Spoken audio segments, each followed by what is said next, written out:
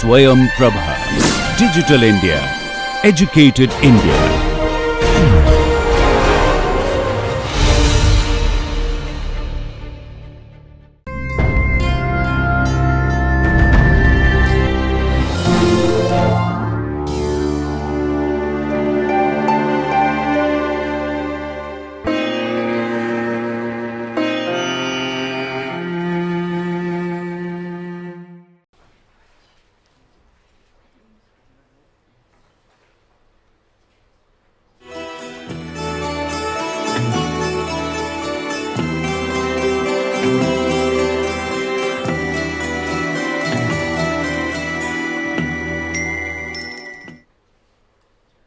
Okay.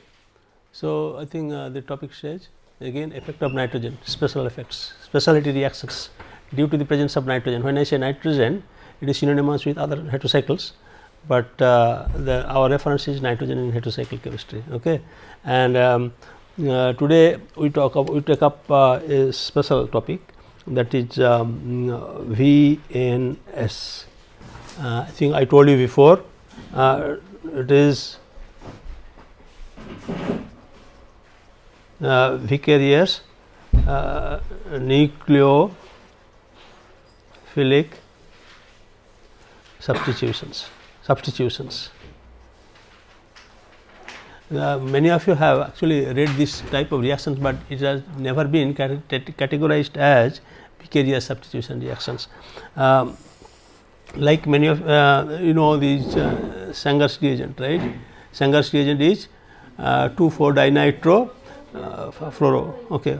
What happens? If you just add a nucleophile, nitrogen nucleophile, the fluorine get substituted. That means it's an ipso substitutions. The place where, right? Ipso substitution is electrophile by electrophile.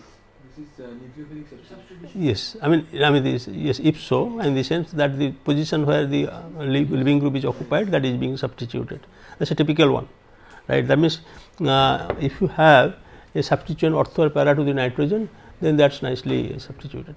But then if you let us say go to let us say what happens if you have a similar reaction like bromine and bromine here, and then again a nitro is present, and then it's a very simple reagent, it's a commonly available reagent, potassium cyanide and ethanol, and what you get is reflux it, you get something pretty unusual, right? So, hypothetically, rather in analogy with the Sanger's reagent, one would expect that cyanide goes replace the bromine, because that is ortho to the nitrogen, and the other bromine is meta to the nitrogen, right? Right.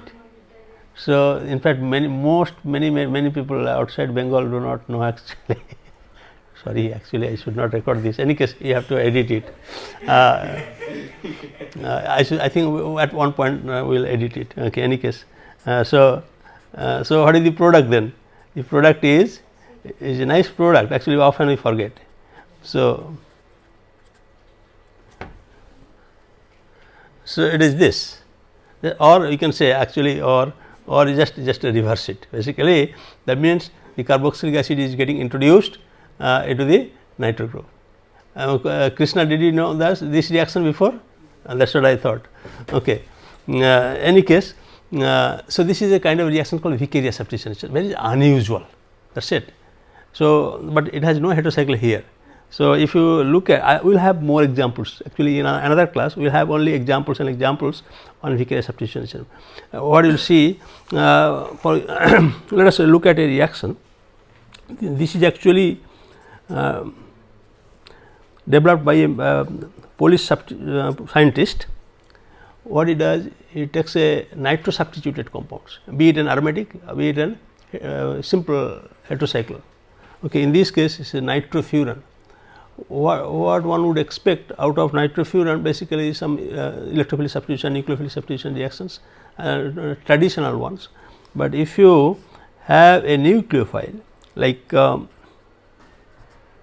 it's a sulfone, especially sulfone carrying a living group, that is the minimum requirement, or that means one of the substrates should be having a nitro group, the other would be having a nucleophile having a leaving group in it. Okay, that means the nucleophilic atom must carry the leaving group. That means in this case which one is leaving group? In the presence of base, in this case the base is KOH and solvent is liquid ammonia. So, all of us know under the condition this CH would form this anion here, the CH2 would form the anion here, and then you have a chlorine. That all of us know that sulfone is so active, the neighboring hydrogen is activated, so it forms the carbon ion. So, sulfone substituted carbon ion. Now, what?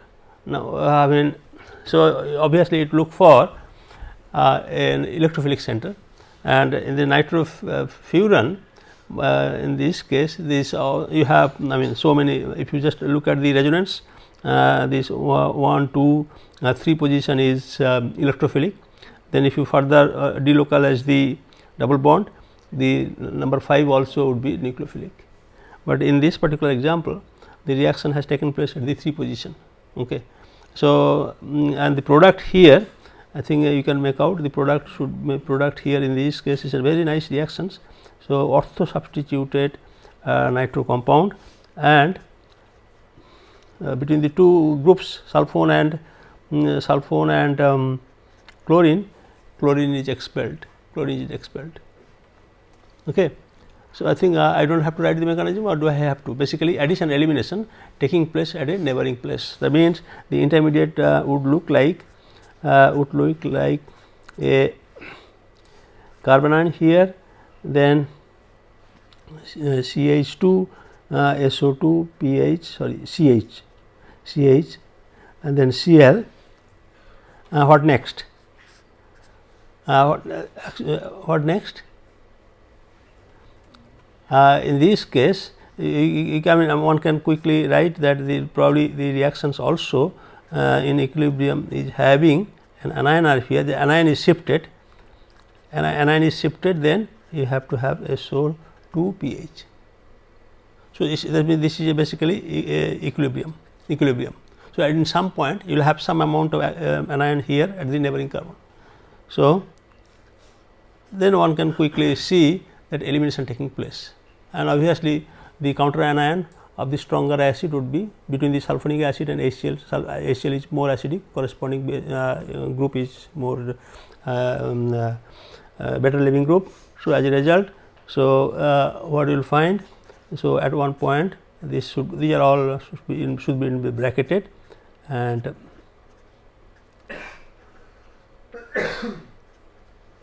of course the final step would be this aromatizations. So, that means at final step this will form an ion here, and this heterocyclic aromatization is the driving force. So, eventually it will go to that, and during the workup you will get this. So, like this there are plenty of examples. It is a standard protocol now. If you have a nitro substituted compounds, be it heterocyclic or simple aromatics, and if you have a nucleophile carrying the leaving group at the nucleophilic center, then there is a likelihood the reaction would proceed through vicarious substitution reactions. We will have more examples if the time permits towards the end of the semester, and let us take one more example. This is a nice example. In this case it is a pyridine heterocycle, but it requires a nitro group, and the nitration all of us know takes place for the pyridine in the 3 position, and then in this case this is a 5-membered heterocycle again. 5-membered heterocycle with this one amino here, and a bit of zinc chloride. I think you can understand the use of zinc chloride. Zinc chloride actually being used to activate a nitrogen, and what else do we require? We require a base. So, in this case potassium tertiary butoxide and solvent is required, and these catalyst and these reaction conditions 0. Now, so what do you expect? So, if you do this little bit of playing with resonance, so what you will see that this position is electrophilic in nature, this position is electrophilic in nature, and this position is electrophilic. All the three positions are equally probable, but in this example the reaction has taken place at the 5 position. That means 1, 2, 3, 4 and this is 5 position. The reaction has taken 5 positions. So, what is the product? By now you should be able to tell me the name of the product. Sorry, this is the name of the product. So, you know, because it is a Picarius substitution reaction, so what I said, you have to have a nucleophile having a leaving group at the nucleophilic center. So, you have to basically look for now you have enough of heterocyclic background. In heterocyclic chemistry, especially azole chemistry, electron pair is delocalized throughout the ring, it is not available. So, what is then available then here this lone pair of the free amino, this amino group, the amino group. So, if this is the nucleophile, then what is the leaving group? In this case the leaving group is heterocycle itself, that means triazole, the triazole is the leaving group. So, what is the product then?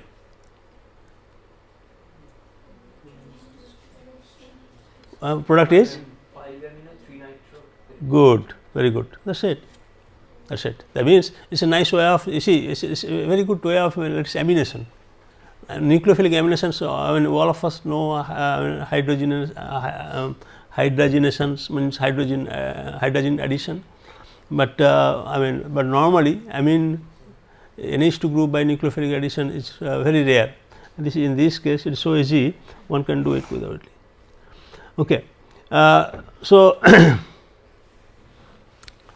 then so I think we will have more example next time. Let us look at one more. I mean, these are all special kind of reactions which is attributed to the presence of nitrogen. This is another reaction, I think many of you know, I guess, this Hoffman-Loeffler right, Freytag reactions. What is it? So, basically what that's I mean, you don't, if you do not remember, basically what you have to remember then, that nitrogen halogen center, nitrogen halogen center, this has to do with something like so let us say you have an amine with a free NH. So, it is a radical kind of reactions. So long we had been dealing with, let us say we know of carbon radical. Now, carbon radical is very popular in organic chemistry, of course. Now, this is a case of nitrogen radical. So, how do you do nitrogen radical? I mean, all of us know nitrogen radical is produced by simply NBS heating. If you do NBS heating, nitrogen radical is produced, halogen radical is produced. Now, between the two, one of them reacts, that is a halogen, because halogen is more reactive, right. But in this case, what you will see, it is a case of intramolecular reactions, and if you take NCS, NCS is N-chlorosuccinamide, and then a bit of little bit acid, and it could be heat or it could be light. So, what happens? So, you get the corresponding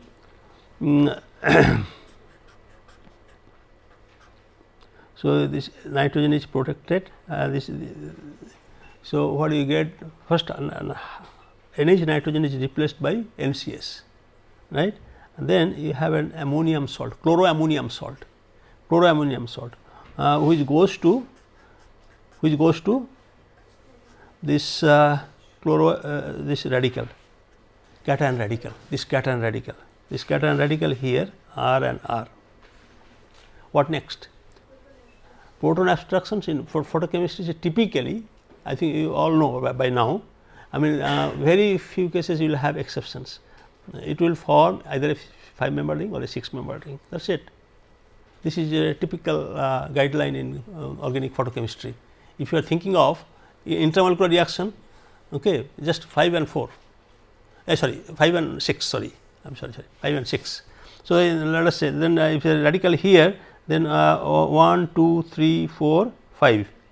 So, this hydrogen would be abstracted. This hydrogen would be abstracted.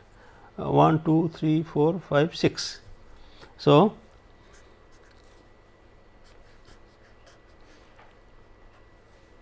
now this hydrogen is abstracted and right, and you will have a this is hydrogen up here. So, again hydrogen and this carbon, and now you have a basically halogenated product, and then during workup, if you want to specify it. So, you have 2 NH hydrogen. So, you will see 1, 2, 3, 4, 5. So, what you will get? You will get a 5-member heterocycle. So, you get a 5-member heterocycle and this, and the substituent here, and you have another substituent here. So, this is that means this is just an example of nitrogen radical. We have been exposed to carbon radical very frequently. Nitrogen radicals are not very common, but these are the reactions many times very useful. Let me give you one more or two more examples.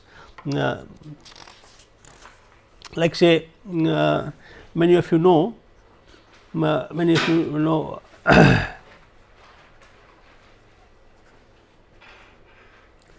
you this molecule, right? What is this molecule? Proline ester, and what is the configuration here?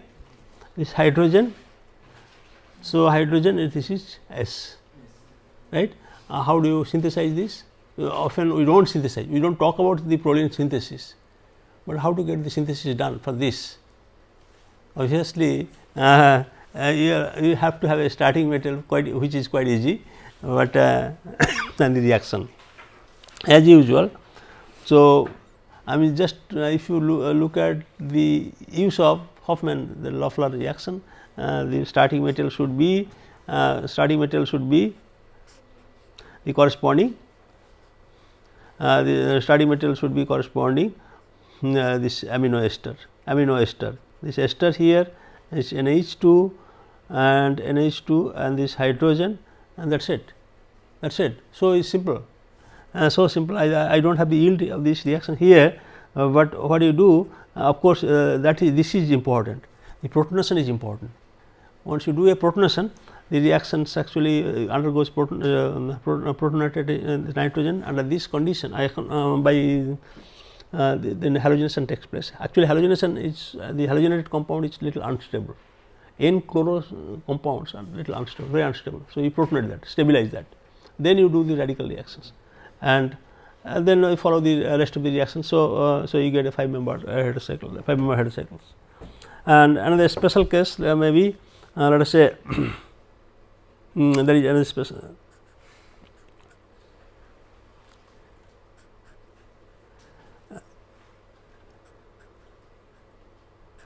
This is a special case. It gives you two important things. Actually, it represents two important things. In this case, once again the reaction is NCS. This NCS. So, what do you expect? So, the 6-member ring closure in this case. In this case, it will say, I mean, so radical is formed here, right? Then 1, 2, 3, 4, 5, 6. Actually, there is no.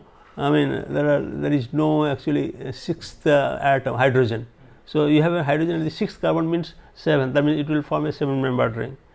And in this case, another important factor you have to note that if you recall that the alpha position of a nitrogen is stabilized. Alpha carbon ion. Alpha carbocation, alpha radical, and alpha carbene. All these three intermediates are stabilized by the nitrogen lone pair, not the corresponding anion. So, considering that means the radical here at the alpha position of this nitrogen should be more stable, this hydrogen is abstracted. So, in one shot you can get this ring closure done, and so you will have a phenanthrene systems. So, phenanthrolene system basically you have two nitrogens in the phenanthrolene systems without much problem. Okay. So, what does it tell you? That nitrogen radical reactions could be possible. Nitrogen radical reaction we will have more maybe one or two examples. I think as an exercise we will have example, but so this is okay. Next is a very important one. I mean, a heterocycle can do anything. Heterocycle can change the course of a reaction, change the course of a reactions. Let us look at a special yes. In the previous example, acid is not required. Should be required, but in this case, this is an intermolecular reaction, and I have no idea. In fact, that's what I was thinking. Actually, the reference from where I got, I think doesn't mention any, because basically it's intermolecular reactions. Okay. And then you have a double effect, you can say the other nitrogen is dictating the radical formation. So, it is so fast probably, then immediately goes to the second radical, okay, that means alpha carbon radical, and then once you have this rightly placed for the formation of this ring probably. Okay, I will check with okay. Let us see one more is a special reaction kind. This is a reaction published in 2010 in a journal, very popular journal. I do not know whether you know or not. This is known as Nature Chemistry. I do not know whether you have heard it or not. Have you? What is it? It's a very famous journal, and if you publish, it will be famous overnight. Okay. Let us see. This is a kind of reactions we never thought of actually. You have two phenyl ring, and now we have a methoxy here and iodine here. So, just simple aromatics. These days many of you know that these combining two aromatic units is a special topic in organic chemistry, because it can simplify many major obstacles in medicinal chemistry, and almost always one of the aromatic ring is required for medicinal activities. Most of the medicinal agents will have at least one aromatic ring system. Okay. So, that is the reason I think you all know that last year we had 3 Nobel laureates working in the same similar areas, right. And let us say how to combine these two. That means the product should be something like this. So, it's a basically what you have to do, you have to reduce this, and by now all of you know these 3 famous reactions, right. So, Suzuki reaction, Negishi coupling and Heck coupling, all of you know, and so all the 3 couplings will have a similar end products, only the requirements on the left hand side is different, like recall. Okay. Suzuki, all of them will have halogenated compounds, all of them will have the halogenated compounds. And only the halogenated or triplets, etc., etc. But in this case, how to solve this problem? What can you do? Any idea? Then you have a halogen, fine, and if you compare these reactions with Negishi, all these couplings, what you will find that there is another commonality of all these reactions, that all these 3 reactions require palladium as a catalyst. That means basically what is the function of palladium? Palladium is to weaken the carbon halogen bonds. From high school or honors level, we have been learning that if an halogen is attached to an sp2 carbon atom, because of the resonance of the lone pair of the electrons of the halogens into the aromatic ring system, these carbon halogen bonds are tighter bonds.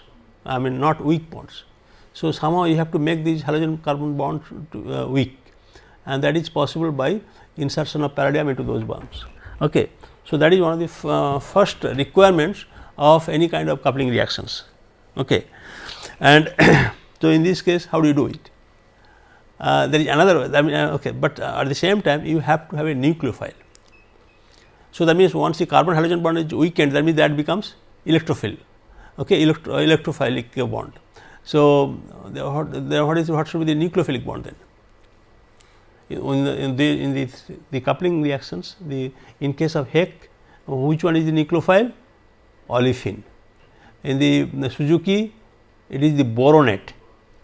Boronate means actually 8 complex of the boronic acids, and in the of course the other organometallics for the Negishi is the organo zinc, normally organo zinc, in some cases organo aluminum, etc. Okay. So, that means you have, but where is the nucleophile here? This benzene has to be nucleophile then. How to make it nucleophile? I mean, if you have a good electrophile in this case, this example. So, the answer lies here.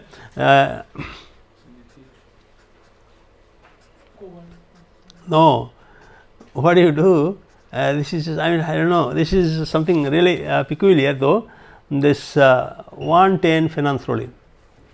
So, you add another base, and the stoichiometrically Hi is coming out. So, you have to have a stoichiometric base, and in this case the base is potassium tertiary butoxide, and this is 110 phenanthrolene, this is a catalyst. So, you have a catalytic amount, and the temperature required is again the steam temperature, that is 100 degree centigrade. So, that way the reaction is very simple, that means within your control. 100 degree means it is a standard temperature, okay, and the yield wise is very good, I mean almost always greater than 80%. So, you see, that means you do not need these palladium 0 etc., all these things, just simple phenanthrolene, and you have been hearing about the phenanthrolene from the analytical chemistry, right. 110 phenanthrolene is a nice complexation reagent in analytical chemistry. So, it is a very commonly available reagent. Potassium tertiary butoxide also a commonly reagent. I mean, so what do you do? I mean, it is an unbelievable reaction. So, what is then I mean, so there is no activation now, there is no activation of the carbon halogen bond. Then what is the explanation? The explanation is that it is enhancement of the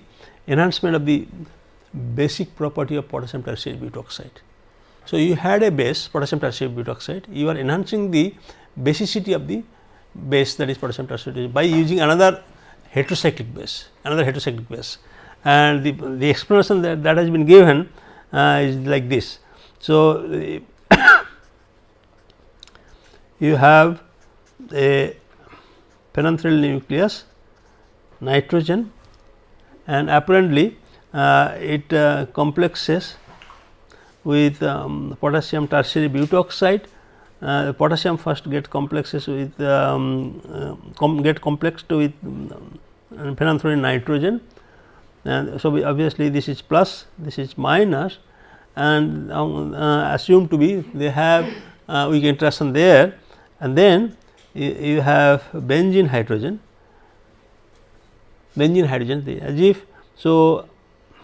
Benzene hydrogen as if complexes with oxygen. So, result is this is equivalent to kind of a thing as a say phenyl minus, is a phenyl minus. So, this is an explanation. I mean it may be wrong, but at least this is a working explanations why this reaction is taking place. Of course, you can see iodine is fairly weaker than chlorine and carbon bonds. Okay. And so, that means in this case again heterocyclic is being used as a base, and it is enhancing the basic property of a standard base. And what else can we do with these heterocycles? And these are basically we are trying to see what are the other special cases, what else you can think of. We have so far talked about the pK value changes, the neighboring group participation we have talked about, and all of us know that the modulation of the nucleophilic reactions and electrophilic reactions. right. So, like say if you have a pyridine, that all of us know, right. Maybe we will let us say if you have pyridine, the electrophilic substitution reaction takes place at 3 position. So, that I think quickly. So, if you have pyridine, so the electrophilic substitution takes place at 3 position, and then if you have pyrrole and indole etc., the 5 azole systems, then the reaction takes place at 2 position, right.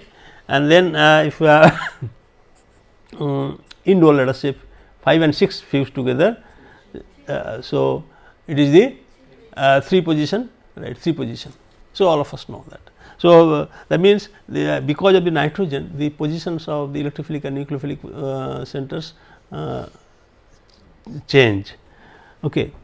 Then there are cases of the reactions, there are this like Hoffman, Lofner, you have already said that it basically is a photochemistry like Norris type 1 or 2, Norris type 2. What is Norris type 2 and Norris type 1? There is a difference, right, but that is all these reactions actually guided by guided by the heteroatom though. It has to have an heteroatom, Norris 1, Norris 2, whatever. Okay.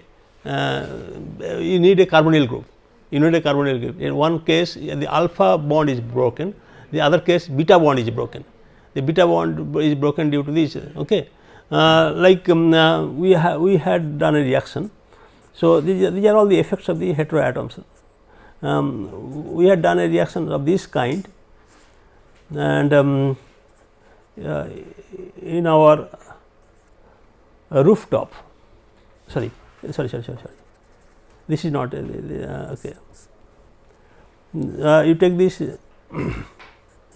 that means heteroatom is a very important atom. It can dictate lot of new reactions like this one, and if you just put it in sunlight, take a solution of the compound, and then put it on the roof during daylight. Okay. What do you expect? It is a nice reaction. I mean the yield of is often more than 70%, more than 70%.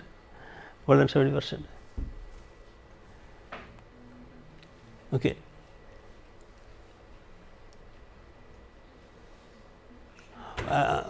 Exactly what we did, we had a solution of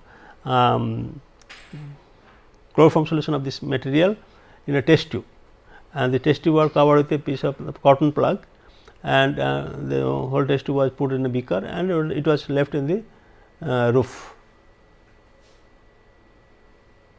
Then around 5-6 hours after we checked the TLC, the starting material is gone, you get a nice product. Okay. If you look at our papers, you will see very nice reaction, very selective reaction. Important is most cases if you use an oxidizing agent, there are all kinds of possibilities, all kinds. I mean in the next tomorrow we will talk about oxidation in heterocyclic chemistry. You will see a diverse range of oxidation reactions. When I say diverse range of oxidation reactions, for example, dehydrogenation is an oxidation reaction because you are pulling out the hydrogen. So, likewise there are plenty of oxidation. Aromatization is an oxidation reaction basically. So, next time you will see there are at least 10-15 different kinds of oxidation would be taking place if you have a nitrogen. Similarly, you have oxygen up here. Actually, if you follow these Norris type 1 and 2, 1, 2, 3, 4, 5 and 6. So specific the reaction takes place to give you this ketone up here, this ketone.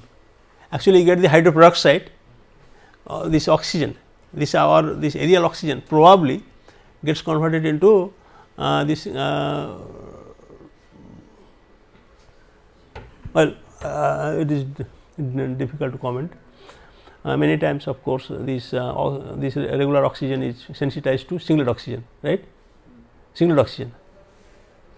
But in this case whether singlet oxygen is involved or not, in Norris type 1 and 2 the singlet oxygen is difficult to say, but the intermediate would be of this kind. intermediate with the hydroperoxide. Once the radical is formed, it picks up the hydrogen from the oxygen from the air and it gets then, and all of us can guess this water comes out and goes to the ketone, Okay. So, so then we have talked about the tertiary amino effects, and in the fourth year we talked about the chelation effect. I think all of you know that it has no bearing to this one, chelation effect. Yes, right. All ortholithiation and metallation would require an heteroatom. Heterocyclic chemistry, we have talked about the Myers reagent. Myers reagent is again a heterocycle. It has a nitrogen. It can undergo chelation with neighboring carbon ion, etc. and stabilizes. And like one of the examples could be suppose you have a carboxylic acid. You can convert this. By now you must be knowing how to convert this into this oxazolidine. You have nitrogen up here, oxygen, and this, right. This is called Myers oxazolidine, and nowadays Myers oxazolidine also is a 6-member oxazolidine. So it means you have to one can also think of the 6-member ring here. Now put let us say methyl lithium. I will write butyl lithium. How is that? Butyl lithium. What would you expect? Ortho.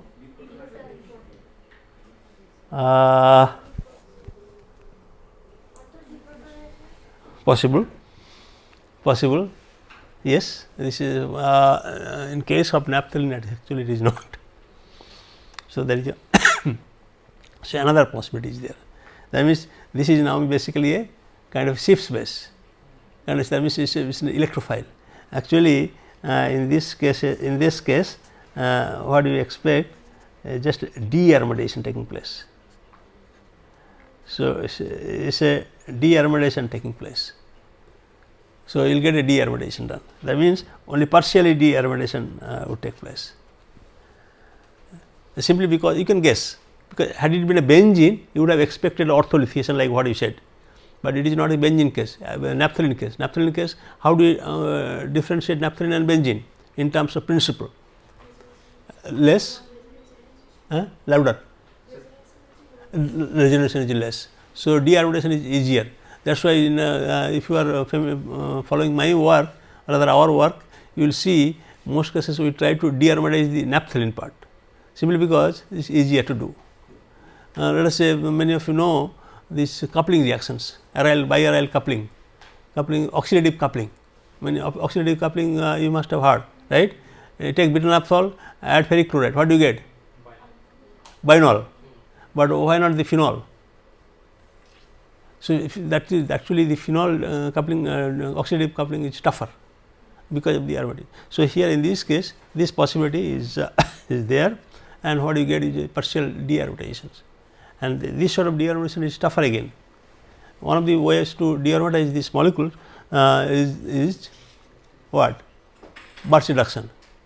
But Birch reduction will have, it will reduce extensively to a place where it is completely de-aromatized, means completely deconjugated, completely deconjugated.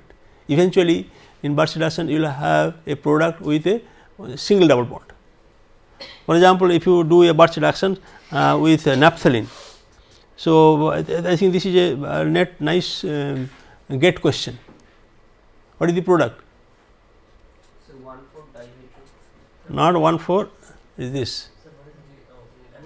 Right. Normally it comes to that also. I mean, of course, yes, you can arguably say yes, there are some amount of could be this, but any case, but eventually some of the molecules gets converted to this one after aromatization. So has to be, that means in any case you have less well defined product here, you like a mixture of the products, but in this case you get nice well defined product and partially de-aromatized. And the last topic here very quickly, this is today's last topic. I think we will talk about the pyridine chemistry a little bit. Pyridine is a as imine, pyridine as imine. Okay. When I say so, that means when I that imine means all of us know basically it is a Schiff's base, and if you look at pyridine, so you have a nice Schiff's base here, right. Now, if you have 2 chloropyridine and NH2, I think without in no time chlorine would be replaced by NH2. Chlorine would be replaced by NH2. Analogy, you can think about, let us say, just like acid chloride for example, or imine chloride for example. If you react with the acid chloride with NH2 minus, and just you form the corresponding amide. So, it is just that means the pyridine is equivalent to a structural or functional moiety of amine, rather imine, carbon double bond nitrogen. So, that means it is a reaction typically called, I think all of us know, addition and elimination reaction, fine. And then also I think by now also know that if you want to do a homologation study, let us say begin with, let us say this one 2-methylpyridine to 2-ethylpyridine, right. So, CH2 and CH3. So, what cross coupling would do or anything? Simple reaction, right. So, it is just like a again that let us say acetaldehyde for example, if you have another ketone. So, how to homologate this? LDA and methyl iodide, you just pull out the base here and the methyl iodide, okay. And in fact, similarly you can just take nitrogen and the CH3 here, imine, and then you can pull out the base here, hydrogen, and form the carbon ion, and then do this alkylation study, right, So, this you have already studied before in the 4th year. Professor Pasak taught, I remember, what is that? SAM.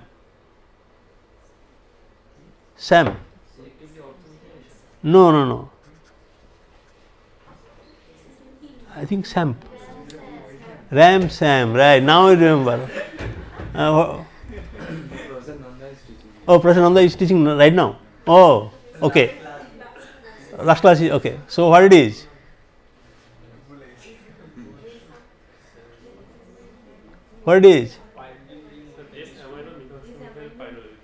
Very good. Yes. Very good. So, actually what you do, you form this amino, that means then you form this hydra zone. So, once you form the hydra zone, essentially you get a structure of this kind. So, the imine structure, and you have an next carbon and hydrogen. So, because of the imine function you get this CH2 activated to, and it is easily deprotonated. Similarly, in this case you do a deprotonation here, LDA, and then required amount of methyl iodide. Mind it, you have to also keep it in mind, there is a probability of nitrogen alkylation. Suppose you take 2-methylpyridine and add methyl iodide, what do you expect? The quaternary salt would be produced, nitrogen would be produced forming the quaternary salt. So, you have, that means, but once you have a carbon ion up here, then the alkylation should proceed in this manner. And then similarly you take again LDA, it is quite standard reactions nowadays, and then take aldehyde. So, typically what you will find, this is a reaction,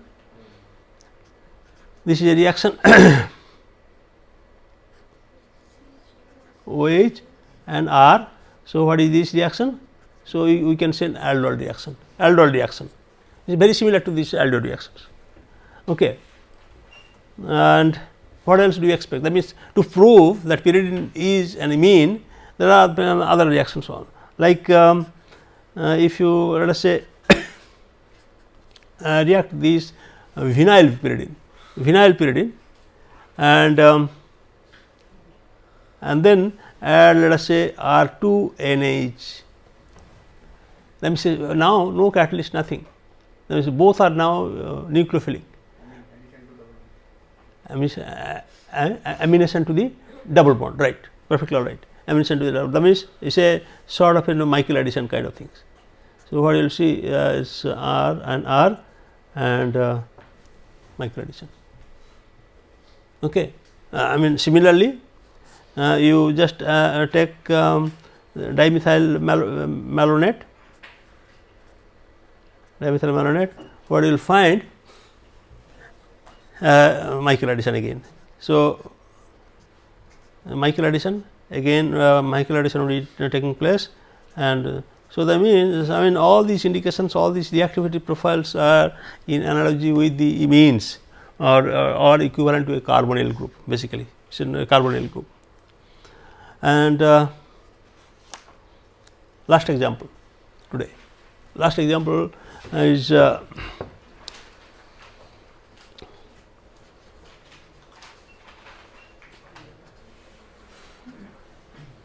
Mukayama reagent. I told you, right? What is it? Again, it's a heterocyclic molecule. It's a heterocyclic molecule, and the structure would be like this.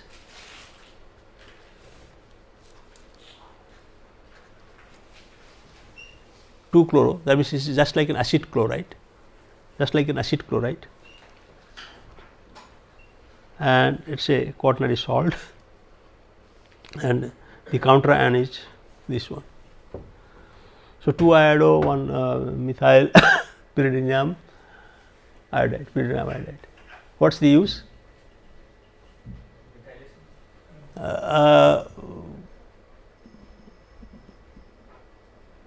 Methylation probably, yes. That could have been an important one though, but in this case actually this is a agent for esterification reactions. So, if you take carboxylic acid, that means carboxylic acid and let us say alcohol. So, what would you see? You get an esterification done, that is it. And also sometimes it is used as a dehydrating agent.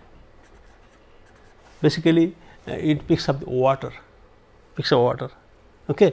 And I think mechanism wise quite simple. Basically sometimes also used for making peptide bonds.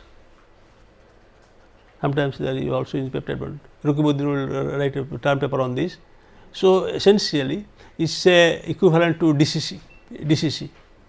So, it will pick up water from esters, from acid and alcohols, or from the amide bond formations during peptide formation, bond formation, and the mechanistically. So, it is an imine and acid chloride, and so it first activates the carboxylic acid. So, what you will see, and the chlorine is displaced by the carboxylic acid oxygen, and you have a CH3 of this, that is it. So, oxygen gets replaced this chlorine, and now this is this pyridinium ion acts as a good leaving group. So, just like an anhydride kind of thing. And so then let us say you have methanol. So, what do you expect? This goes to carboxylic acid, and then so the byproduct here is pyridone, 2-methyl pyridone. So, okay. So, and this it is not that popular, but in many cases this has been the preferred reagent. There are advantages. Like one of the advantages is that this pyridone can be easily recovered or easily separated. But if you are, let us say, working with the DCC, many of you know there is a serious problem in DCC. What is the problem? DCC, dicyclocarbodiamide. Huh? Why? insoluble. Actually, not water insoluble, even many, it's insoluble in many organic solvents. Okay. So, and so that takes care of these most of these special effects of this nitrogen, and then there is another special effects that is exhibited by nitrogen as radical reactions, carbon radical reactions. Okay. And the reactions is called Minsky reactions. Minsky reaction. Okay. Minsky reaction, what is it? Basically, it produces the carbon radical. Let me just give you an example, which is quite striking though. Let us say you have a compound called bench-imidazole. Okay. Not sorry, bench-thiazole. Bench-thiazole. Imidazole will have two nitrogens, bench-imidazole. Now, let us say you want to convert this into a or a functionalize, let us say, with this. That means, you are adding a carbon at a specific position, and if you look at the structure, you will see all the carbons are non-equivalent. None of the, because of the presence of sulfur and nitrogen, this is all these carbons are non-equivalent in terms of symmetry. So, obviously, also it should be non-equivalent in terms of the reactivity. Now, you want to accomplish a transformation where it would incorporate an amide group at these two positions. So, how do you do? I mean, of course, there are solutions, plenty of solutions. I am talking about I will be talking about a reaction actually so specific in nitrogen chemistry, especially in nitrogen chemistry. The nitrogen radical is a stable radical. When we talked about these Hofmann-Loeffler reactions, we talked about this nitrogen radical. Nitrogen radical is very fairly stable, especially if you have nitrogen close to aromatic ring systems. Okay. So, this in this example, let us say the starting material is that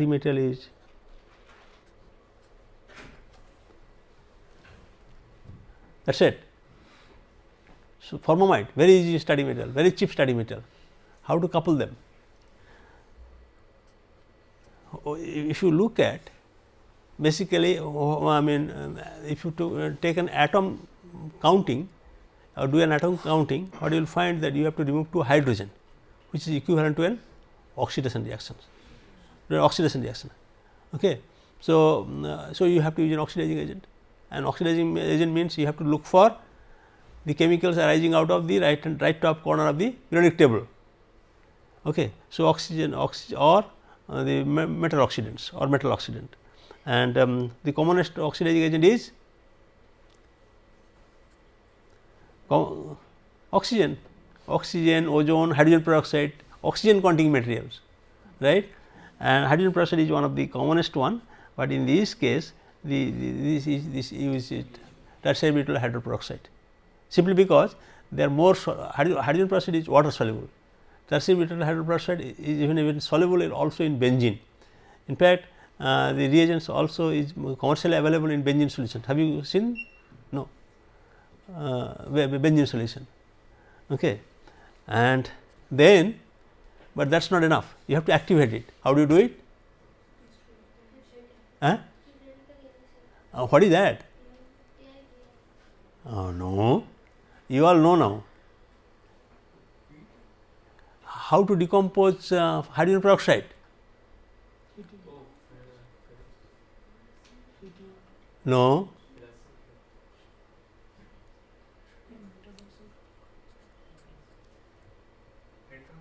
Right. Sorry, ferrous sulfate. So, if you put iron, it has Fenton's reagent, right? Just Fenton's reagent. So, it's a very simple, and if you just have this, I think heat it, and in one step you get this. What is the intermediate? So, we actually will have plenty of examples. This radical reaction is very useful in organic chemistry, heterocyclic chemistry. Many times I think we have talked about this in 4th year, why radical chemistry is very useful in organic chemistry. One of the reasons why is because it is very selective. If the reaction takes place at a certain place, it will take place only at that place, number 1. Number 2, reagent is light. That is possible. The other thing is that this water, the reaction can be carried out in water, that is the advantage. It cannot pick up this water hydrogen, because water hydrogen is polar hydrogen. So, it cannot pick up. So, when you have a sort of a non-polar hydrogen, it can pick up nicely.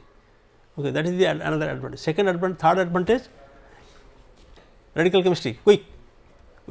I taught in the 4th year. Normally, it does not cause any elimination reaction, beta elimination reactions. If you have a base can expel the beta leaving group, but radical reaction it will not. So, these are the 3, but the drawbacks of course are there.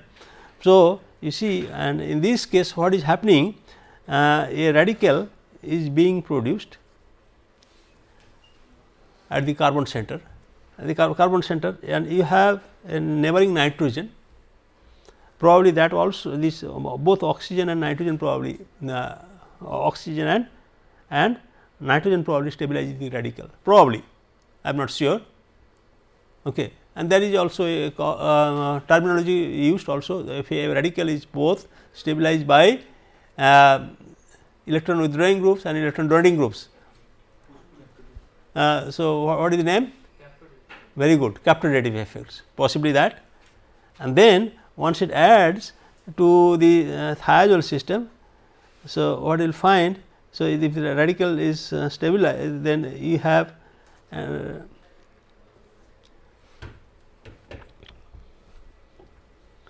so you have a now radical generated. Okay. And next what? Again this hydrogen is lost by the oxidizing agent, and the driving force here is again aromaticity. So, you have a series of reactions actually taking place, but essentially the reaction is taking. So, you have now seen that a nice way of producing a carbon radical. Okay. So, we will have more examples next. Let us go. You have come late also. Had you come before, I would have started earlier. Okay. Make it a point, next time you come to, like tomorrow we will meet at 3 o'clock. So, you come at 2:45. How is that? Okay.